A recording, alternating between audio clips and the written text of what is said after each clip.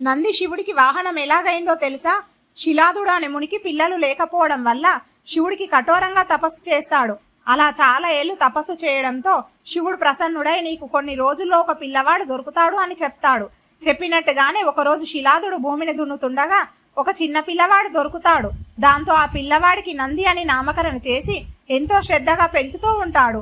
ఒకరోజు శిలాదుడు ఆశ్రమానికి వర్ణమిత్ర దేవతలు వస్తారు. వాళ్ళు నందిని చూసి మీ అబ్బాయికి దీర్ఘాయుషువు లేదు, త్వరలోనే చనిపోబోతున్నాడు అని చెప్పి అంటారు.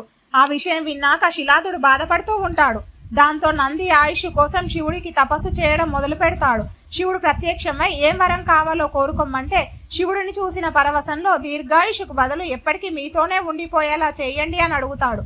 దానికి శివుడు సరే, ఇప్పుడు నా వాహనమైన ఎద్దు నాతో లేదు కాబట్టి నువ్వు నా వాహనంగా ఉంటావు. అలా అయితే నువ్వు నా గణాలన్నిటికీ అధిపతిలా కూడా ఉండొచ్చు అని చెప్తాడు.